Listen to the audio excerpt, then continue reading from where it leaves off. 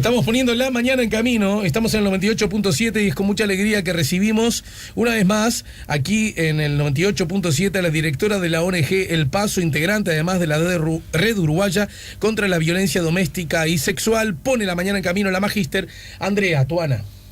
SEA Portones, 2 años de garantía y 3 controles remotos inviolables. Service los 365 días del año. SEA Portones, 2-601-2611. seaportones.com. Buen día, Andrea, bienvenida. Buen día, Alejandro, muchas gracias. Gracias a vos por aceptar la invitación. Por supuesto no lo teníamos previsto, ni vos ni yo. De hecho, se canceló una nota prevista algunos días atrás. Pero bueno, por algo ocurren las cosas y viste que hoy es tapa de los diarios, es tapa de La República. Tabaré Vázquez llegó a Estados Unidos, lidera debate sobre trabajo digno y explotación sexual. El País alude al tema. Vázquez expone en Naciones Unidas sobre prevención de abusos. Fue especialmente invitado por Naciones Unidas para hablar de este tema en el sentido que es el representante del país que ha mandado misiones de las Fuerzas Armadas en el marco de las Naciones Unidas y los cascos azules en distintos lugares, y que aparentemente el trabajo del ejército uruguayo en ese sentido ha sido satisfactorio. ¿Qué reflexiones te merece? ¿Qué comentarios te merece? Si es que te merece alguna. Sí, bueno, 2 reflexiones. La primera, que es interesante que nuestro presidente se empiece a ocupar de un problema que es muy grave en nuestro país y que tiene una incidencia muy importante. Si bien en realidad él fue invitado para hablar sobre lo que estas situaciones de abuso y de explotación en las misiones de paz, todo lo que tiene que ver con los cascos azules, que es un grandísimo problema también a nivel internacional, me parece que de alguna manera lo va acercando al presidente a una problemática y a una temática que sería muy importante que luego pudiera empezar a mirar hacia adentro, ¿no? ¿Qué nos pasa en nuestro país? En ese sentido, yo digo, bueno, es una oportunidad para Uruguay de que nuestro presidente se empiece a empapar y empiece a trabajar en esta temática. Lo veo como una oportunidad. Por otro lado, también me parece muy importante insistir que a veces hay que empezar por casa, ¿no? Está bueno poder llevar un mensaje afuera, pero primero hay que empezar por casa, porque lamentablemente a la interna de nuestro país hay mucha explotación sexual, mucha pornografía de niños, niñas y adolescentes y muchas situaciones de abusos sexuales intrafamiliares que no hemos podido como país realmente generar políticas de enfrentamiento exitosas o políticas de enfrentamiento que puedan dar una mínima respuesta a las víctimas. Y esos datos que vos tenés, la pregunta es un poco incómoda porque podría interpretarse que si de eso hay poco, deberíamos sentirnos conformes. No es en esa dirección que hago la pregunta, pero sí hago en la necesaria dirección de que cualquier cosa que ocurra en la humanidad hay que contextualizarla, ¿verdad? Hablemos del hambre, hablemos de la explotación sexual infantil juvenil. ¿Tú crees que Uruguay está peor que en otros lugares, que estos problemas que acabas de enumerar son problemas particularmente desarrollados en nuestro país? A ver, es difícil la comparación, sobre todo porque Uruguay no ha investigado, o sea, no ha dedicado esfuerzos y recursos para tener una idea de la prevalencia. Por ejemplo, podemos decir que la violencia de género, tenemos una prevalencia, 7 de cada 10 mujeres sufren alguna forma de violencia de género. Ahora, violencia sexual, explotación sexual intrafamiliar, no tenemos estudios, y eso también habla de una cierta falta de voluntad o por lo menos de preocupación. Lo que sí te puedo decir es que nosotros tenemos muchos datos de casuística. Cuando digo nosotros, estoy hablando de varias organizaciones sociales que trabajamos en el tema, pero también del CONAPES, que es el Comité Nacional Interinstitucional de Prevención de la Explotación Sexual, que está integrado por distintas instituciones del Estado, el INAU, el MEC, etcétera, etcétera. Podríamos nombrar varias. Ese comité también tiene datos de casuística de distintos departamentos que les llegan las denuncias, la preocupación de lo que está pasando. ¿Qué es lo que pasa? Este es un problema visible e invisible. En todos los pueblos la gente sabe dónde están las gurisas explotadas sexualmente. En las distintas comunidades la gente sabe. Sin embargo, a la hora de los números, las denuncias son bajísimas, porque es muy difícil llevar esto a la justicia. Y además, una vez que se llega a la justicia, por algún vericueto, por algún tecnicismo, los explotadores terminan sobreseídos, terminan declarados inocentes, porque bueno, hay mucha ambivalencia en estas situaciones de explotación sexual.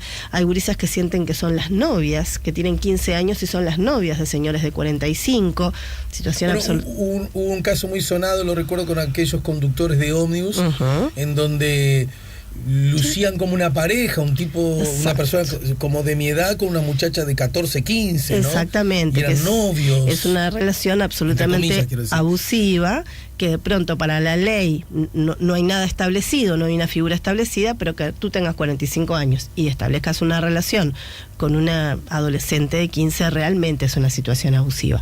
Claro, para que se configure explotación Igual los casos sexual, de abuso, cuando hablamos de... ese puede ser un formato de abuso, a ver si te sigo bien. De todas maneras, me imagino que debe haber muchos otros, e incluso más numerosos, ¿no? Claro, para que se configure el delito de explotación sexual, uno tiene que probar que hay remuneración, ¿no? O sea, que una persona le paga en dinero o en especie a un niño, niña o adolescente.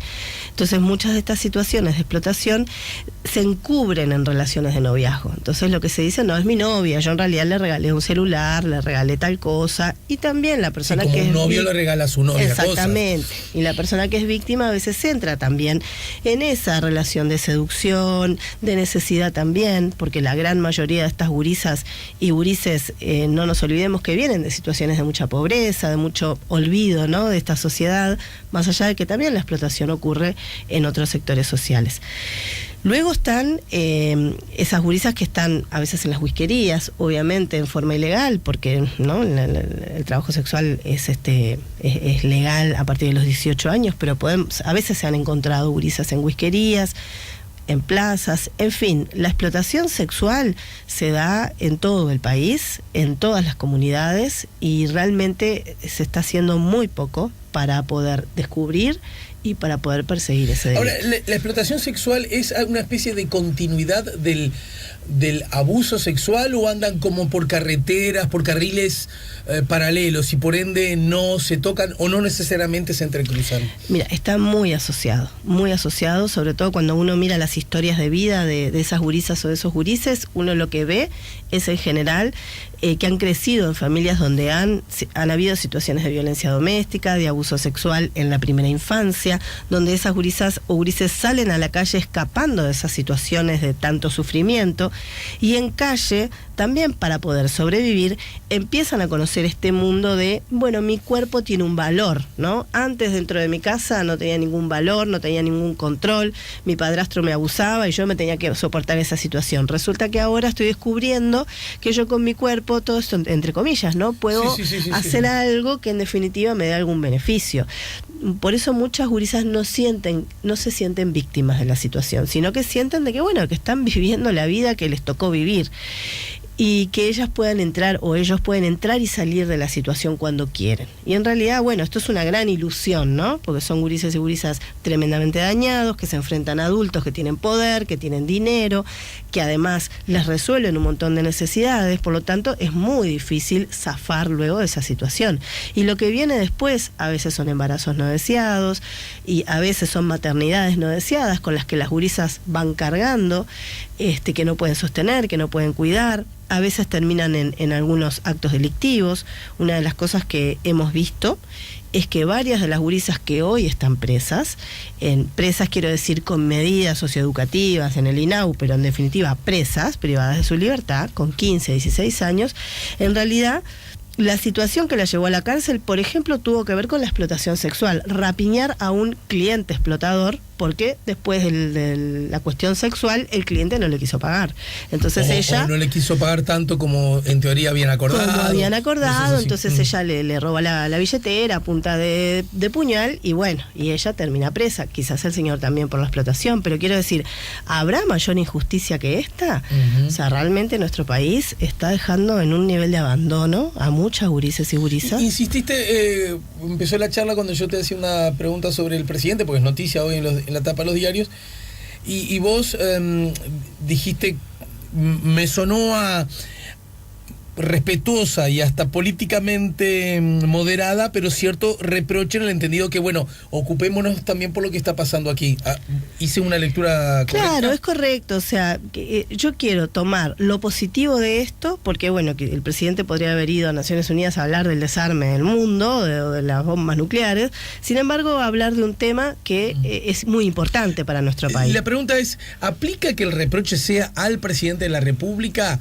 Quiero decir, un montón de asuntos de un país, uno tiene la convicción de que podrían ser mejorados, aquellos que andan mal, por acciones públicas protagonizadas por sus gobernantes. Algo así como que uno, de verdad que uno podría exigirle al gobernante y responsabilizar al gobernante, o aplaudirlo, si la cosa sale bien, por tal o cual cosa que anda bien, por tal cual cosa que anda mal. Y después hay yo no sé claramente distinguir unos y otros, te advierto. Y después tengo la impresión que hay un montón de otros asuntos en los cuales los gobernantes tienen, por supuesto, altísima incidencia e importancia, pero también tiene altísima incidencia e importancia nosotros, cada uno de nosotros, desde nuestro lugar, desde el vínculo con nosotros mismos, con los nuestros, con los más cercanos, con los más lejanos, y que tiene que ver con convalidar acciones, prácticas, costumbres, o definitivamente oponernos a ellas, ¿verdad? Y acá no hay ministro, no hay presidente, no hay policía que valga, si nosotros no estamos dispuestos a cambiar determinados parámetros, sí, paradigmas. Completamente de acuerdo contigo. Yo creo que la transformación real y final de esto, o inicial de esto, tiene que ver con que nosotros mismos cambiemos nuestras prácticas. Por ejemplo, que dejemos de educar varones consumidores de sexo con niños, niñas y adolescentes. Ahora, como una de las medidas, sigue ocurriendo, ¿no? Perdón. Ay, sí, por supuesto. Pero no ocurre menos que antes. Y en realidad bastante es relativo, porque hoy la explotación sexual es un fenómeno estable en nuestro país. O sea, se reproduce, el mercado sexual se reproduce, y con gurises, con gurisas, eso significa que hay demanda. O sea, en la medida que no terminemos con la demanda, esto va a seguir existiendo. Entonces no es menos. Quizás es menos algunas prácticas más tradicionales, como llevar a tu hijo a debutar al prostíbulo. Sí. Quizás eso sea una práctica que se da menos, pero no la práctica de pagar por sexo con una gurisa, tenga 18, tenga 17, tenga 16, digo, más o menos me da lo mismo, ¿no? O con un gurí. Y en ese contexto, ¿no puede darse situaciones de donde alguien paga por tener sexo y no necesariamente sabe que está pagando a una chiquilina de 16? Sí. Y cree de buena fe que si está en cierto lugar, bajo ciertas condiciones, está todo en forma adecuada, incluida la edad. Bueno, eso es importante. Por eso yo quiero volver a la primera pregunta que vos me hacías. ¿Es responsabilidad de un gobernante? No es responsabilidad de la transformación ni el cambio, pero sí es responsabilidad el realmente impulsar una política de tolerancia cero al abuso, a la explotación y al uso de los niños adolescentes en pornografía. Me parece que la tolerancia cero habla de echar a andar un montón de políticas, de recursos que hoy no están dispuestas. Y no solamente, bueno, que cada ministerio vea lo que va haciendo en función de las presiones sociales que recibe. Entonces, eso sí es responsabilidad de nuestro gobierno, no está hecho. Y lo otro que me preguntabas, ¿puede una persona de buena fe ser engañada? Puede una persona de buena fe ser engañada. Por eso es muy importante que las personas tengan en cuenta que hay una línea muy fina entre los 17 y los 11 meses, en donde la persona va a estar cometiendo un delito y puede ir presa hasta 12 años de prisión o no. Entonces es responsabilidad del consumidor, por decirlo de alguna manera, no incurrir en ese delito. ¿Cómo? Bueno, cada uno verá. Ahora, advierto una potencial contradicción en lo que decís en este sentido, porque por un lado dijiste, tenés mucho cuidado, mirá que si es 17 años y 10 meses, podés ir a prisión. ¿Cuánto tiempo? Hasta 12 años. Pero sin embargo, antes creí advertir que también señalabas que las propias normas o la propia aplicación de las mismas tienden a ser un poco amables con el presunto infractor, ¿no? Sí, ahí rápidamente están los abogados defensores que empiezan a apelar a todo esto. Bueno, pero el pobre señor fue engañado, no sabía. Que en realidad, yo me pregunto, ¿no? A veces los engaños, hablamos de un señor de 65 años, como el caso de la Posta del Cangrejo, con una gurisa de 14, pobre, del medio del campo. A ver, ahí no en es. el caso de Punta del Este, ¿no? El caso de Punta del Este, Bueno, pero hay un cambio de la acción del Poder Judicial, ¿no? Sí, finalmente. Primero lo decisión. procesaron con prisión, después se apeló y lo dejaron libre, y después Fiscalía interpuso un tercer recurso y nuevamente se mantuvo la sentencia firme de primera instancia, o sea, se consideró que era culpable. Pero quiero decir, sí, claro, nosotros vivimos en una sociedad muy machista, muy patriarcal, que inmediatamente va a tratar de generar un montón de argumentaciones para tratar de liberar o de quitar de culpa a aquellos adultos que están, digamos, haciendo una práctica que es tan parte de nuestras tradiciones, ¿no? Vas el domingo a misa y el sábado de noche a la whiskería. Te encontrás con tus amigos en la whiskería o te contratás una loca para la despedida de solteros, ¿no? Prácticas que en realidad hoy lamentablemente se siguen dando. Si ahí rayás entre los 17 y los 18, y bueno, capaz que, yo qué sé, no sé ni siquiera si uno está atento a eso, ¿no? A mí me parece que estamos jugando con la vida de nuestros gurises, de nuestros adolescentes, con la salud mental, y que eso no es poca cosa. Ahora, ¿en qué medida todos estos asuntos, en buena medida, en altísima medida, en altísimo porcentaje, están vinculados a realidades o desigualdades de carácter económico? ¿Se entiende? Sí, claro. Porque hoy decías al pasar, me parece, sí, es cierto, uno puede suponer que haya circunstancias en las cuales, ponele, una prostituta sea más rica que el cliente y por lo tanto tenga, y aún así sea el cliente el que decida cosas sobre. Sí, no descarto que haya situaciones de estas, es más, no me cuesta nada imaginarlas. ¿Estamos de acuerdo? Ahora, ¿qué aparente duda cabe acerca de que todo esto tiene un origen en que hay alguien que está carente de acceso material a ciertos bienes o servicios y hay alguien que te los puede proveer y te los provee a cambio de sexo? Claro. Sí, la desigualdad está en la base. La desigualdad económica, yo creo que es uno de los ejes que produce mayor oferta, si lo ponemos en términos capitalistas, ¿no? Oferta, o sea, la cantidad de gurises y gurisas que en definitiva uno puede encontrar.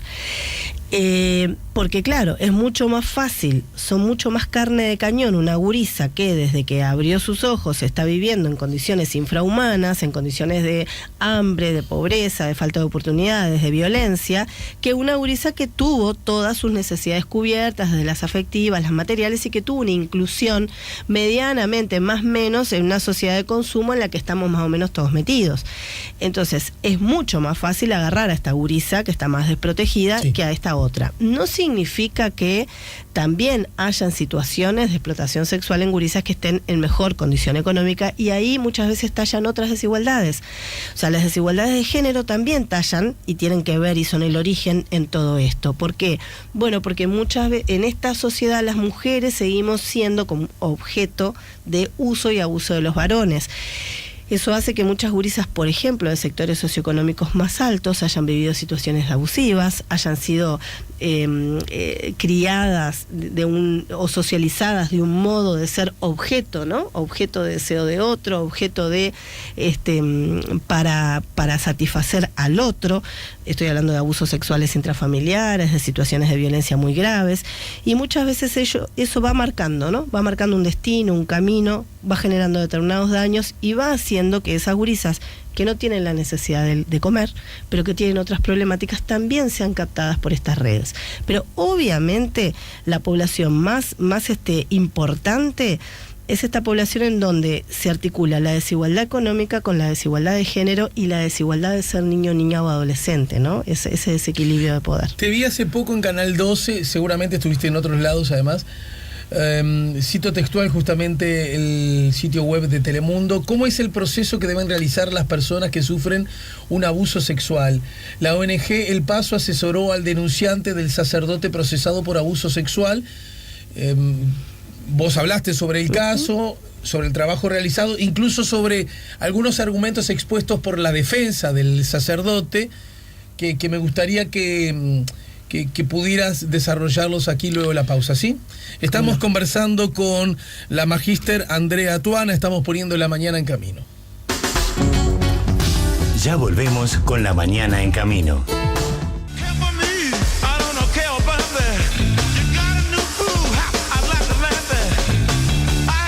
Estamos en el 98.7, estamos con la magíster Andrea Tuana, directora de la ONG El Paso, integrante además de la Red Uruguaya contra la Violencia Doméstica y Sexual.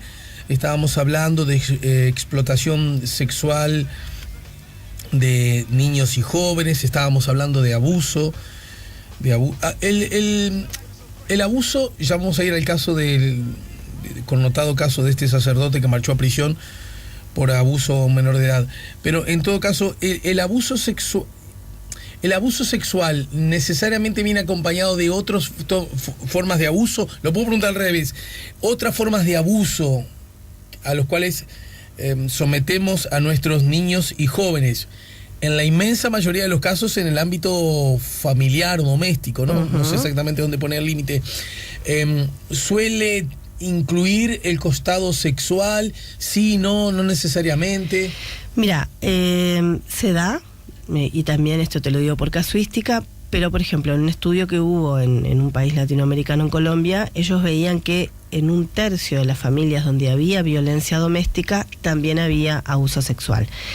Ese dato acá no lo podemos decir, pero sí vemos que en muchas situaciones en donde hay violencia doméstica, maltrato físico, maltrato psicológico, también está el componente sexual, y en otras situaciones donde hay solo abuso sexual no hay otras modalidades de violencia explícitas. O sea, cuando hablamos de violencia hablamos de una relación de dominación.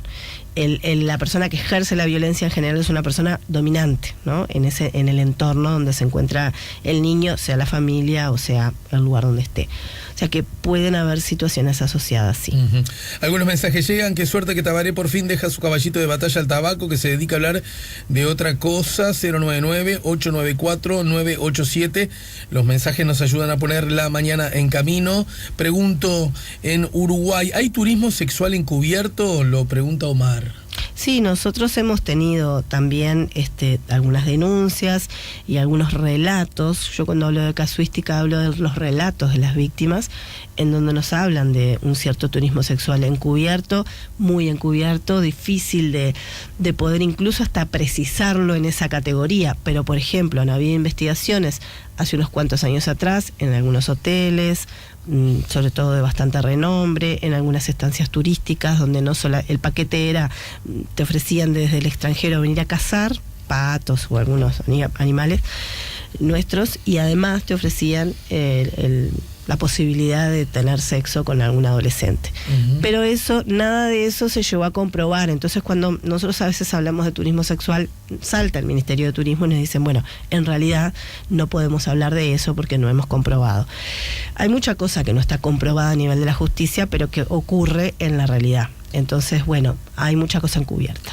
Pero yo recuerdo, a ver, sin descartar la posibilidad de que esto es lo que decís tú, que haya mucha cosa encubierta y por lo tanto que todavía no se ha podido comprobar, da la sensación que no es lo que ocurre cuando, ni hablar de otros países que ya son célebres por esa práctica, o aún otros, ¿no? El caso, yo recuerdo que a mí me impresionó mucho el caso Cuba, de haber visto a hombres europeos acompañados de muchachitas, y también a alguna mujer acompañada de muchachitos, en lo que constituía, era casi como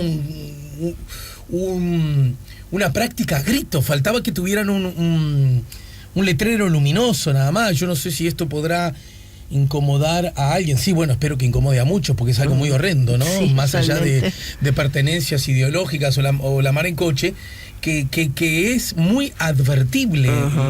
Las 2 veces que fui lo noté, y sin meterme en lugares extraños, simplemente caminando como cualquier turista, ¿no? Sí. No parece que ese fuera el caso Uruguay, notoriamente, ¿no? No parece ese el caso Uruguay. Yo qué sé, nosotros recuerdo que fuimos a Bolivia y ahí también los taxistas te ofrecen, a ver, Uruguay no aparece como dentro del circuito del turismo sexual, como puede serlo Brasil, como puede ser el sudeste asiático, bueno, esos lugares que están como bien instalados. Ahora, vos sabés que en Uruguay pasa de todo, pero pasa muy inadvertido, pasa por un submundo que cuesta mucho ver. Yo qué sé, la trata, ¿no? La trata de personas, las redes de trata, el crimen organizado transnacional en Uruguay están instaladas. Sin embargo, no somos Argentina, ¿no? Donde 2x3 secuestran a una gurisa, esto está en el tapete, en el candelero, todo el mundo sabe que en Argentina la trata es un gran problema. En Uruguay está todo sucede de forma bastante tapada. Entonces, obviamente tú no lo ves tan abiertamente, pero si tú venís de otro país y querés acceder a un niño, niña o adolescente, vas a acceder. Y eso es turismo sexual. Bueno, fue noticia que la justicia mandó a prisión a un sacerdote por abuso sexual, y fue noticia porque después hubo comentarios de la propia Iglesia Católica del Uruguay en ese sentido. Se conocieron las manifestaciones de la defensa del sacerdote, hablando de cierto consentimiento y que el abuso habría ocurrido solo, que la situación habría ocurrido solo una vez y ya con la presunta víctima mayor de edad, por lo tanto, en fin, más allá de esos datos que puntualmente ganan la atención por diversas razones, y bueno, en forma, de algún modo se puede decir legítima, ¿no? Porque es una forma en la que se cuelan también los temas del poder, etcétera. Bueno, ustedes, vos en particular, siguió el caso de muy cerca, ya sabrás que tantas cosas podrás decirnos y que tantas cosas necesariamente tenés que callar, pero me gustaría que nos contaras desde la perspectiva menos morbosa posible, lo descarto en tu caso, pero sí de carácter informativo y que además nos sirva para algo a nosotros como comunidad, como sociedad, claro, ¿no? Claro, sí, nosotros acompañamos a este joven en el proceso de poder poner en palabras su situación, de poder definir si él quería llegar a la justicia. Ustedes accedieron al asunto antes de que tuviera estado público. Exactamente, sí, a nosotros nos derivan el caso. Bueno, nuestra institución no trabaja con mayores de 18 años, pero bueno, este era un caso muy particular, no había dónde derivarlo, qué institución pudiera dar una respuesta de acompañamiento, ¿no? Claro que uno puede ir a la justicia, pero se necesita un acompañamiento. Entonces, bueno, decidimos tomar este caso y acompañar, armamos un equipo con un psicólogo, Marcelo Madjarian, con nuestra abogada Milka Acuña y conmigo, y empezamos un proceso de acompañamiento para ir, bueno, dando cada paso con firmeza y también calibrando y viendo el estado emocional.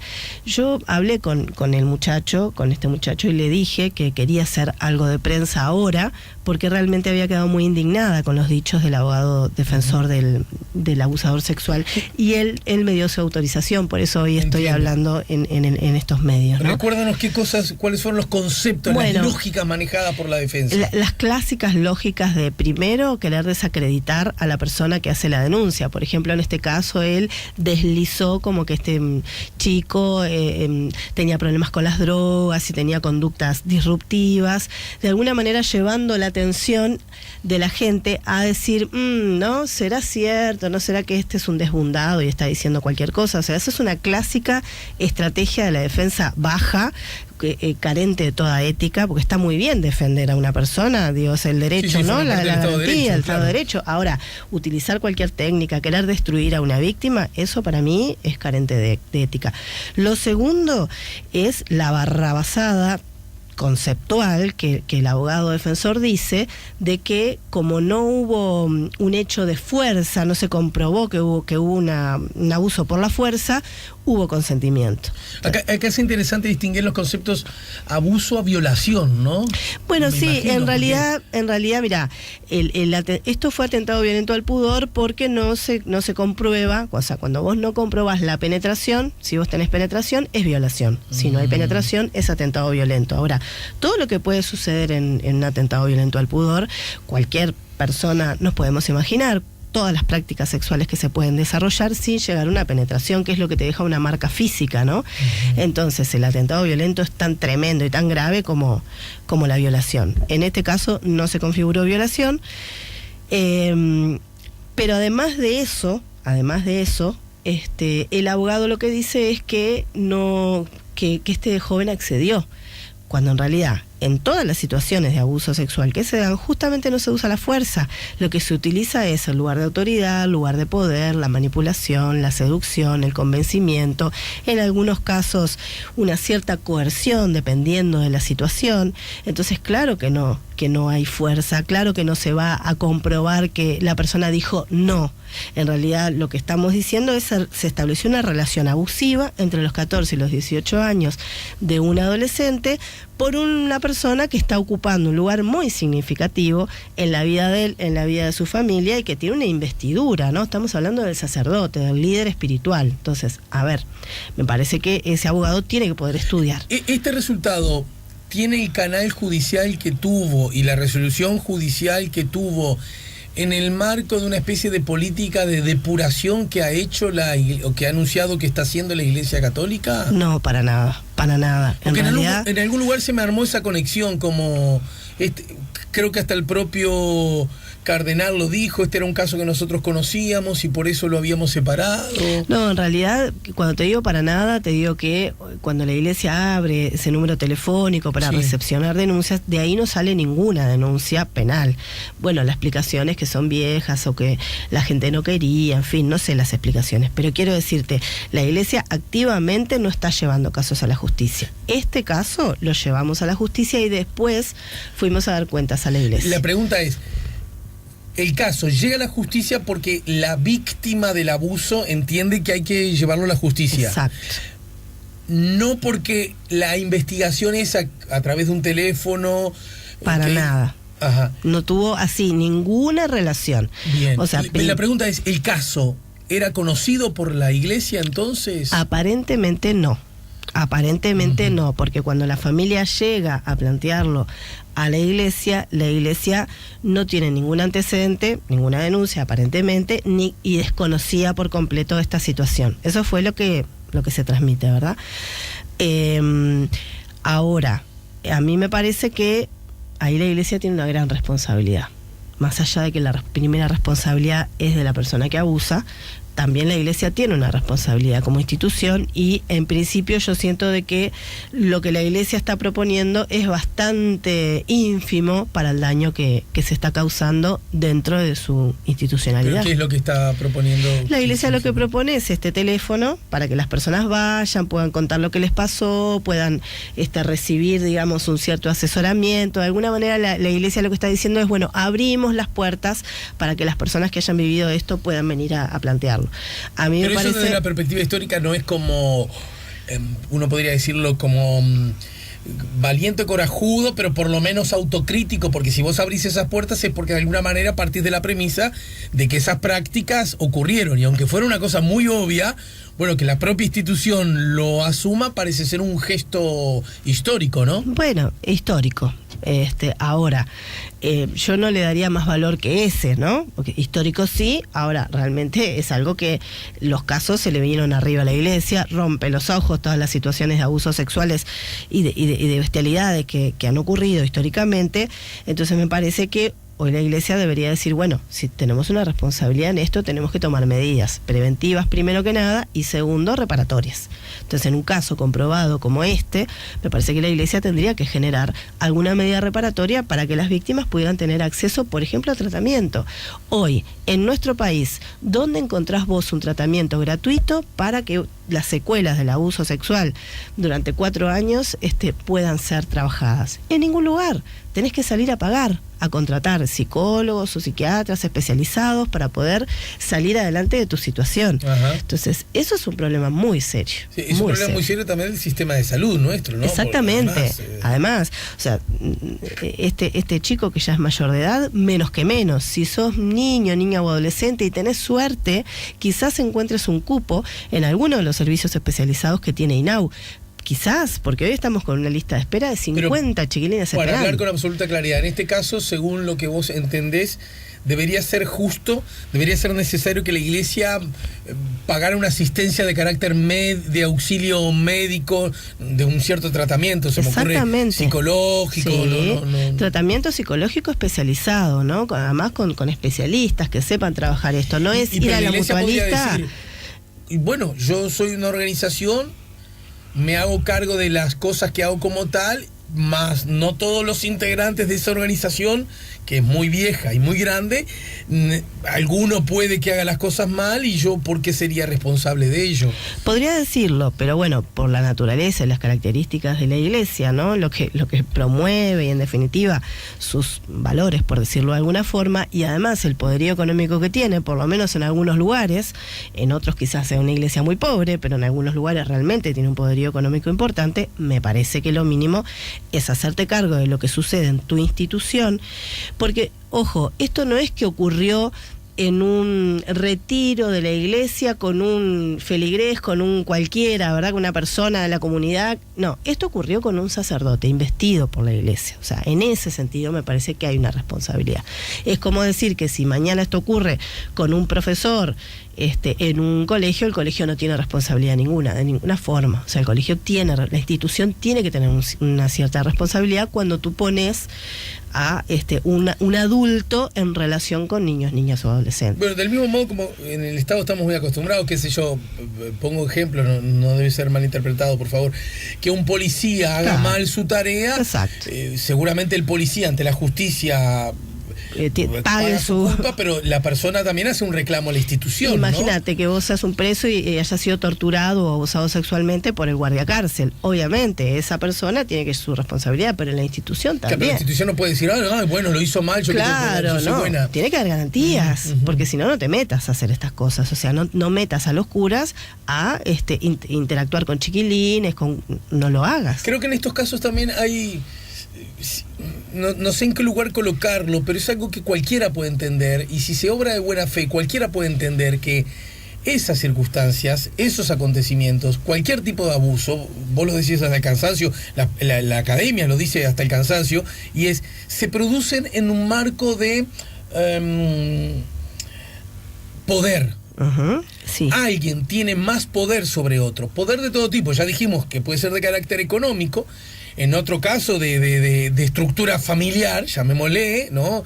Es el padre, es el abuelo, es el padrastro, tiene poder sobre, muchas veces además mezclado con el poder que da el amor o el cariño. Yo esto lo hago porque te quiero y es una forma de mostrar mi cariño, ¿no es cierto? Corregime si... Tal cual. Pero en otros casos, del mismo modo que un profesor podría, y hay algunos casos que se están investigando, ¿no?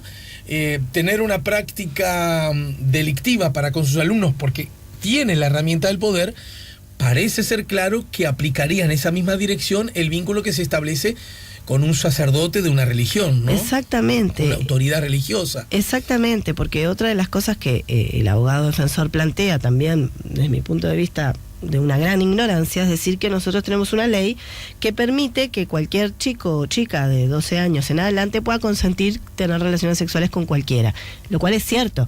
Tú puedes tener 12 años, un novio de 85 y decir, es mi novio, ¿no?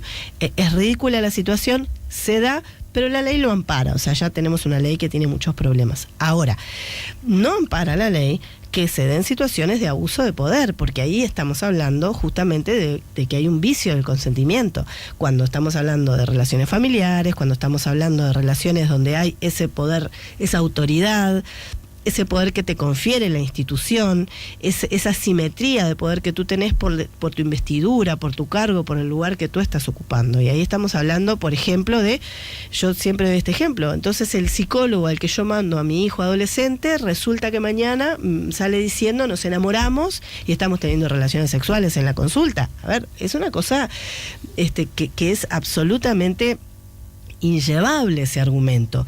O el pediatra con mi hija adolescente. Entonces me parece que hay determinadas situaciones, marcos institucionales e investiduras que la ley claramente plantea de que no es aceptable, que ahí no hay consentimiento. Hasta ahora también en esa posición parece estar la iglesia, en cuando es que no es aceptable que un sacerdote tenga un vínculo sexual. Y porque nuestra ley lo plantea de esa manera, justamente por la simetría de poder, por el lugar de autoridad, por la investidura que ese sacerdote tiene. O sea, eso se toma en cuenta, por suerte, en nuestra legislación. Entonces realmente, bueno, me parece que es bien importante hacer un llamado a las distintas responsabilidades, ¿no? De la persona, como decíamos, como de la institución. Ajá. Hay otro asunto sobre el cual, cuando se habla de estos temas, es muy frecuente que se diga, se hace especial hincapié en las situaciones de abuso que han ocurrido, que pudieron ocurrir en el marco de la Iglesia, en este caso de la Iglesia Católica, más no se subraya con igual firmeza ni indignación que la mayoría de los casos de abuso ocurren en el propio seno familiar, ¿no? Bueno, no es lo que pasó en esta nota donde justamente dijimos lo primero, ¿no? Exacto. Y empezamos por ese lado, así Exacto. que ese reproche a esta charla por lo menos no aplica.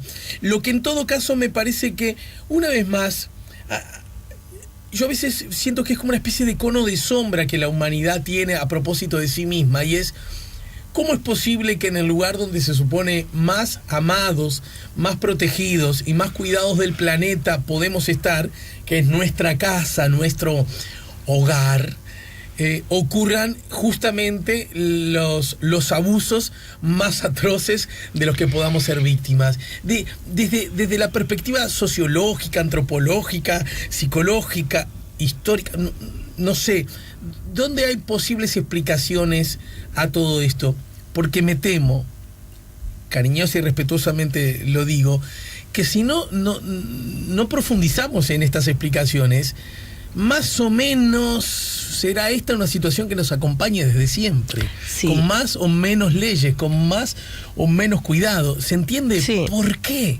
¿Por qué? Lo primero que yo te diría es que esa idea es una idea entre tantas, ¿no? Que conlleva también un cierto marco de ilusión. O sea, uno tiene que construir ese lugar, ¿no? Ese lugar de protección, de amor, de afecto, que puede ser la familia como hoy la vemos, que es papá, mamá, nenes, que puede ser cualquier arreglo familiar, ¿no? Entonces, cuando a veces uno queda tan pegado a esto de que los niños para crecer sanos tienen que tener un papá y una mamá, depende, ¿no? Porque si ese papá y esa mamá son unos dementes, ¿no? Que realmente los violentan, y hay una abuela, una tía, un no sé qué, que le dan, ¿no?, todo lo que ese niño necesita. Bueno, en realidad, ahí... Eso, por eso me parece que es una construcción social y cultural ese lugar. Evidentemente, ¿qué pasa? A mí me parece que las relaciones de poder son parte de la humanidad, y creo que hay una educación, una cultura, una construcción cultural, siempre llegamos al origen, ¿no?, muy patriarcal, muy machista, que de alguna manera durante siglos transmite estos lugares, ¿no? Estos lugares de privilegio, estos lugares de poder, estos lugares en definitiva donde mis hijos o mi mujer son mi propiedad, no son con quienes yo transito la vida, con quienes construyo la vida y en quienes también me respaldo, que proveo y me respaldo, ¿no? Sino que yo estoy allí en ese lugar para de alguna manera mandar, para ejercer determinado poder. Y es ahí donde se empiezan a dar estas situaciones. No es en cualquier vínculo, no es en cualquier relación. Obviamente los seres humanos todos tenemos la posibilidad de abusar de nuestro poder, pero uno también elige si abusa de ese poder o no. Ya el ser adulto y el tener hijos, nuestros hijos están dependiendo de nosotros, nos da la posibilidad de ese abuso. Entonces me parece que tiene que ver nuevamente con una construcción social y cultural de las relaciones humanas, de las relaciones de poder. Y en eso no hemos trabajado. Es más, yo creo que hasta se legitiman determinadas relaciones de poder todavía, tanto en los adultos con los niños, niñas y adolescentes, como entre varones y mujeres. O sea, uno sigue viendo que vivimos en una cultura que es fuertemente patriarcal, discriminatoria, que sigue colocando a la mujer en ese lugar de desigualdad. Por más de que hemos cambiado pila de cosas, es inexplicable, ¿no? Para que me voy a tomar una pastilla de ingenuidad. ¿Y eso qué tiene que ver con abusar sexualmente de un niño? Bueno, ¿entendés? Bien, correcto. Lo que pasa es que el abuso sexual también, comparte la misma base de que es un relacionamiento en donde yo siento de que me pertenece, de que mi hija me pertenece o mi hijo me pertenece, que de alguna manera yo puedo llegar hasta cruzar ese límite. Ese límite, porque los padres, los padres, los abusadores, no abusan de una manera, ¿cómo nos podemos imaginar? Ay, esta nena, ¿no? Qué linda. No, en realidad van generando una relación abusiva de cercanía, de encuentro, de esa comunicación más íntima. Van generando una invasión, una intrusión, en donde la sexualidad se empieza a meter lentamente, o sea, se empieza a armar una dinámica abusiva, en la que el abusador termina sintiendo que de alguna manera él puede hacer eso, él está habilitado a hacer eso no es algo que está tan horrible, en definitiva él no la daña, él está compartiendo, ¿no?, un momento, amor. Y lo que quiero mostrar acá, que el abusador sexual no es el monstruo que nos imaginamos, que te agarra por la fuerza y te viola, ¿no?, sino que es una persona que de alguna forma siente que su lugar y su ubicación en esa familia le da esos permisos y esa autorización, que culturalmente no están tan puestas sobre la mesa con tu hija, sí con la hija de otro, ¿no? Porque hay muchos de estos clientes que van a las whiskerías, como este señor de la Posta del Cangrejo, que tuvo sexo con una gurisa de 14, podría ser la nieta, ni siquiera la hija, ¿no? O 75 tenía. Entonces digo, el tema, ¿no?, de la doble moral, de la construcción de la sexualidad, de esta masculinidad hegemónica, tan extractiva, todo eso es parte de este menú, por decirlo de alguna manera, que en cada persona se va configurando diferente y en cada persona va generando cosas diferentes. El abuso no es algo tan extraño ni algo tan de una persona que es perversa o que tiene una psicopatología. Está mucho más instalado entre nosotros de lo que nosotros mismos pensamos, lamentablemente. Bueno, te agradezco mucho el encuentro que tuvimos hoy y que ameritará próximos encuentros. ¿Sí, Andrea? Cómo no, un placer estar acá. Bueno, saludos a los tuyos. Andrea Tuana decía, directora de ONG El Rayo. ¿Cómo yo imagino que de pronto alguien escuchó y se le prendió una lucecita o una pregunta adicional o, ¿no será el caso de a qué puertas se va? ¿A qué? Ya, yo siempre doy el teléfono del 0800-4141 porque es un teléfono que tiene un equipo de profesionales que saben a dónde derivar, si estás en Bella Unión o estás en Montevideo en un barrio. Me parece que es un teléfono interesante y que puede despejar a veces muchas dudas.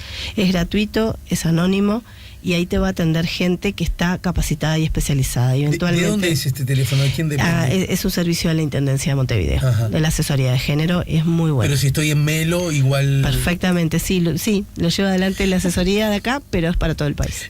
Porque hay un asunto que a mí me parece que es posible. De pronto hay asuntos o experiencias muy concretas, muy notorias, muy explícitas que la gente ya tiene, pero después hay unas zonas muy grises de todo tipo, sí, claro. ¿no? Muy grises, que uno dice, no me estaré persiguiendo, no estaré siendo injusto, no estaré pecando por ingenuo, ¿verdad? Claro. No estaré pecando por perseguido. Yo lo único que digo es que si hay un relato, hay que creer. Nunca hay que minimizar el relato de un niño o lo que nos cuenta un niño o un adolescente, ¿no? Hay que creer y actuar en consecuencia. Bien, gracias otra vez, Andrea Tuana. SEA Portones, 2 años de garantía y 3 controles remotos inviolables. Service los 365 días del año. SEA Portones, 2-601-2611. seaportones.com